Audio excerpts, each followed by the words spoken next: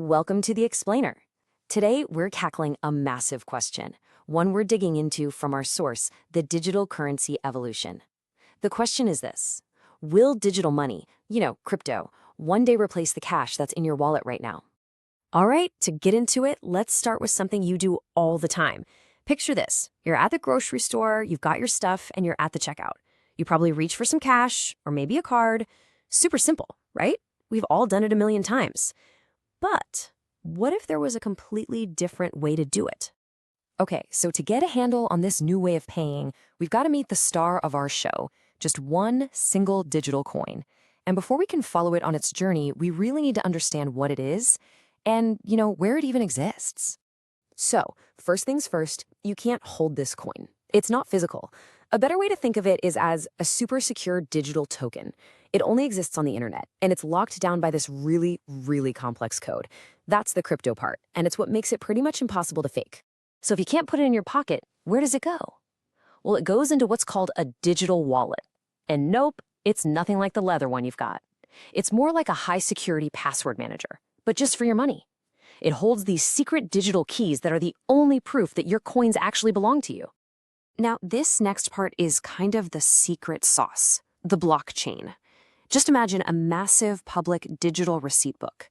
Everyone in the world can look at it, and anytime someone pays for anything, a new entry gets added to that book.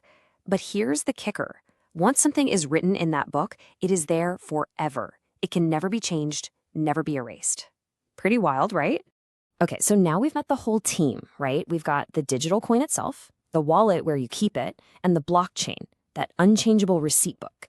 So with that in mind, let's actually follow our little digital coin on its big journey from your phone to the grocery store. Okay, so you're at the checkout, phone in hand. First, you just open your wallet app and scan a code on the register. Super simple. Then you confirm you actually want to pay, with your fingerprint or a PIN, just like you might already do with your bank's app. But, and this is the important part, this is where things get really different. Your payment doesn't go to a bank. Instead, it gets broadcast out to this huge worldwide network of computers.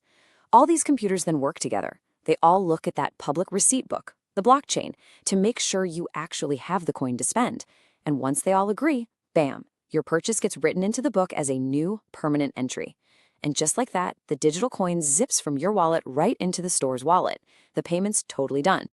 And there you have it. The groceries are all yours. But did you notice who was missing from that whole process? Yeah, there was no big bank, no credit card company taking a cut as the middleman. Nope, it all happened directly, wallet to wallet, on that shared public network. So you got your groceries. Cool. But you might be thinking, how is that really any different than just using cash or a card? Well, let's get into the nitty-gritty. Honestly, the biggest difference, the real game changer, it all comes down to one word: control. With regular money, everything is centralized. You've got central banks in charge and private companies like Visa or your own bank processing the payment and keeping their own private records. But with digital currency, it's the complete opposite. It's decentralized. There's no single boss. The network itself is in charge of checking everything. And that record, the blockchain, is totally public for anyone to see. And that shift from a system with a boss to a system with no boss is absolutely key to answering that big question we asked at the beginning. Look, the point here isn't to say one is better than the other. It's just to help you really wrap your head around this huge fundamental change in how something as simple as buying groceries can actually work. So let's circle all the way back to our big question. Now that you've seen that single coin go on its entire trip from your wallet, through the network, and into the store's register, you're in a much better place to think about the answer for yourself. The technology is here, it's real, but will it become how we all pay for things every day? Well, that's a story that's still being written, and we're all going to be here to see how it turns out.